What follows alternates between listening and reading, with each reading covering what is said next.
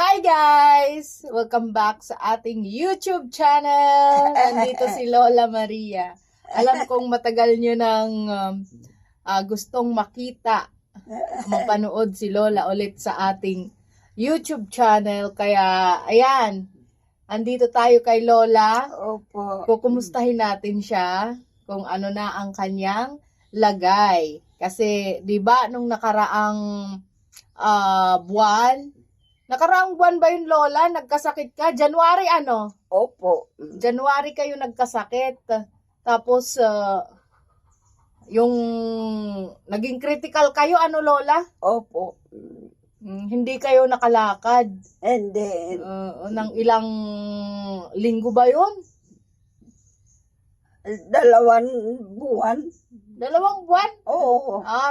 Pero, nung 2 linggo, Lola, nakaka-recover na kayo. Opo. Tapos, unti-unti na bumabalik yung ano nyo, yung sigla nyo, ganon. Opo. Kumusta naman kayo, Lola? Ngayon na, talagang naka-recover na kayo sa ano nyo, sakit nyo. Mabuti. Mabuti na. Opo. Okay na yung pakiramdam nyo. Opo. Buti naman. Pasalamatan nyo, Lola, yung mga tumulong sa atin, lalong-lalo na sa inyo. Nung nasa ospital kayo, yung mga tumulong sa financial, lalong-lalo na. Nung nasa ospital kayo, nagbayad ng bills mo, yung pagkain, di ba? Pasalamatan nyo sila. Salamat. Salamat na nagbigay sa akin. Naawa pa. Marami yan sila, Lola. Hindi na natin iisa-isahin yung mga pangalan nila. Pasalamatan nyo na lang sila. Lahat. Salamat kami yung lahat. Nagbigay. Naawa sa akin. Hanggang ngayon, tingnan nyo naman si Lola. Malakas na naman.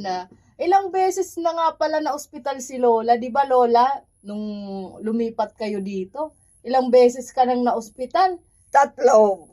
Yun, pagka-hospital ko nagtagal. Malaking, Malaking nagastos. Malaki ang binati ko sa buhay ko. Ano yung binati, Lola? Masakit. Malaki yung, parang masakit yung naramdaman nyo talaga. Opo. Kasi, nung one time guys, yung mga nanonood talaga sa amin, nakasubaybay sa amin, kung nakita nyo na ano natin si Lola, nadala natin yan sa albularyo, nag-tricycle tayo papunta sa albularyo. Yung mga nanood dyan, hello. Hello, salamat.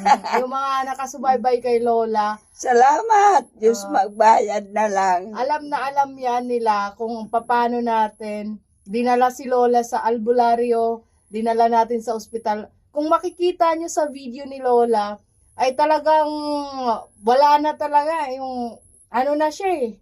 Walang lakas. Wala na kasi inaalalayan na lang siya. Tapos nagpabuhat tayo, paano tayo ng tao na magbubuhat sa kanya papunta sa sasakyan. Tapos dinala natin siya sa albularyo. Hindi pa rin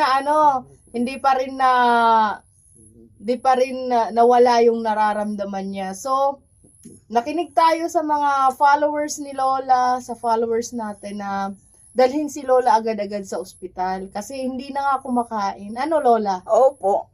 Tapos, ayun, dinala kita sa ospital, marami ang tumulong, hindi kayo pinabayaan ng mga...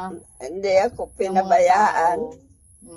Ayan, kaya ginagawa natin yung video na to para i-update, lalong-lalo na yung mga nagsusubaybay, lalong-lalo na yung mga tumutulong kay Lola, para i-update kayo na si Lola na tinulungan nyo, na tinutulungan nyo pa, ayan, masigla, magaling na, di ba?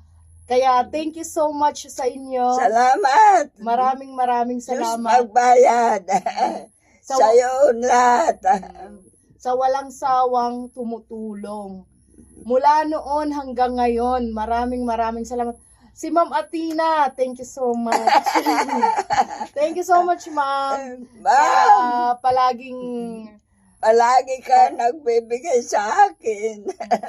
alam niyo na yun, Ma'am. Thank you so much sa napakalaking tulong niyo kay Lola, yung allowance ni Lola. Malaking tulong. Thank you so much. Ayan, kung hindi dahil sa inyo, hindi nakakasurvive si Lola sa kanyang pang-araw-araw na pagkain. Ayan, Lola, pasalamatan niyo, Lola. Mama Pina, ikaw nagbibigay nganin araw-araw kong pagkain. Salamat sa iyo.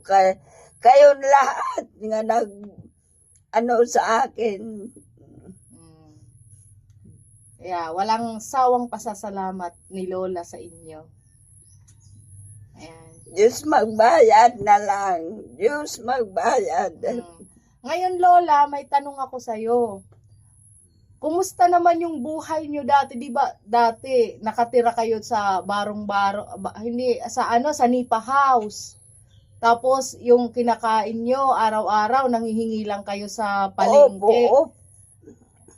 Tapos, kumusta naman, Lola, na nabago na ang buhay nyo mula nung Opo, hindi na ako kayo? nang niingi. Hindi na. Dito na lang kayo sa bahay nyo. Opo. Dati, kailangan nyo pa manghingi bago makakain. Opo. Buti naman. Mamaya na ako nakakakain tapos na ako manhingi. Dung dati daw, saka na nakakakain si Lola kapag katapos na siyang manghingi sa palengke. So ngayon, hindi na nanghihingi si Lola. Hindi na. Kasi meron na siyang pagkain. Ayan. Dahil yan sa inyo, kay Ma'am Athena. Ayan. Thank you so much. Salamat. At Lola, kumusta naman daw yung ikaw, yung buhay nyo ngayon, kumusta naman? Okay. Masaya naman kayo kahit mag-isa ka lang dito sa house mo. Opo. Maski walang ko karamdaman sa ko. Wala ka nang katawan. Ngayon, okay yung pakiramdam nyo. Okay. Basta may pagkain, okay kayo. Opo. Ayan lang ang gusto ni Lola. May pagkain, gamot, okay na si Lola. Okay na ako, basta mayroon lang pagkain. Kahit mag-isa ka lang, Lola, hindi ka nabuboring dito. Opo. Sige. Mabuti naman. At saka, guys, maganda yung bahay ni Lola kasi hindi kagaya nung dati. Yung dati kasi, lang siya, Nipa House. Tapos, pa siya sa Babuyan, malapit sa Babuyan. Naaamoy niya yung mga tae ng baboy. Tae ng baboy. At saka, ang baho talaga, mabaho. Hindi kagaya dito, wala naman siyang masyadong nakikitang tao kasi malayo yung mga kapitbahay. Wala. Hindi kagaya dati sa tinitirahan niya na malalapit yung mga kapitbahay niya. Maraming Marami siyang nakikitang tao. Tao at saka baboy. Baboy at saka manok. Kaya ayaw nyo doon, Lola? Opo. Salamat nakaano ko dito. Kaya sinikap natin na mai-transfer si Lola dito sa bago niyang bahay. Kaya Salamat. Ngayon si Lola, ayan na siya. Yung dating Lola na tinulungan natin, ngayon, ibang-iba na. Diyos magbayad na lang sa'yo, kayong lahat. Kaya, dahil yan sa inyo, guys. At saka yung mga nagtatanong nga pala kung bakit hindi na tayo nakakapag-live sa TikTok dahil nabibisi tayo, guys. At saka, hindi natin pwedeng paupuin si Lola ng medyo matagal. Matagal, opo. Kasi sumasakit yung likod ni Lola. Kailangan magpahinga ni Lola para mahaba pa ang lakbayin niya. Lola? minsan Lola, naririnig ko sa inyo, gusto nyo na lang mawala na. Bakit naman? Okay. Anong okay? Masakit man ang ano ko, Masakit yung katawan nyo. katawan ko. Hindi naman ako nakakatiis. Huwag ganon. Hindi dapat ganon, Lola. Dapat magpasalamat tayo na hanggang ngayon ay buhay ka pa rin. Ano? Pero minsan naiisip nyo na sana mawala na kayo. Ganon. Opo. Bakit? Bakit nyo naiisip yun? Mayroon ko karamdaman. Bakit niya sasaktan pa ako? Di na lang ako sa Jesus. Hindi ka na lang kunin, ganon. Opo. Bakit papahirapan ka pa? Opo. Parang ganon. Lahat naman, Lola, niyan may purpose kung bakit nabubuhay ka pa ng matagal, 'di ba? Yung iba nga baby pa lang or ilang taon pa lang nawawala na. Kaya ikaw, Lola, pasalamat ka. Ang tagal-tagal nyo na sa mundo. Hanggang ngayon, buhay pa kayo. Ano? No. Kaya Salamat ang Ginoo. wag nyo nang iisipin nyo na kapag may maramdaman kayo sa katawan nyo, sasabihin nyo na, Jesus, bakit hindi nyo na lang ako kunin? Ba't papahirapan mo pa ako? Ganon.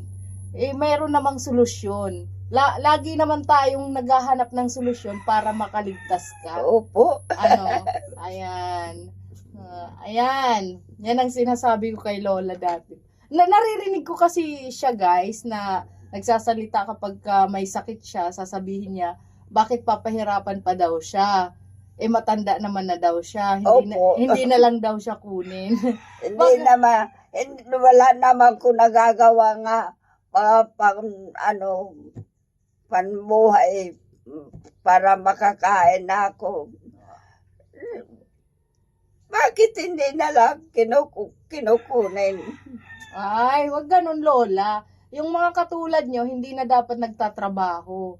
'Di ba? May sumusuporta naman sa inyo. Wala ko man anak, wala nag-aano sa akin, Nag-aasikaso. asikaso. Kaya pala ganun. Kaya gusto nyo na lang na mawala. Opo. Wag naman ganun. Nandito naman ako, Lola, nag-aasikaso sa inyo.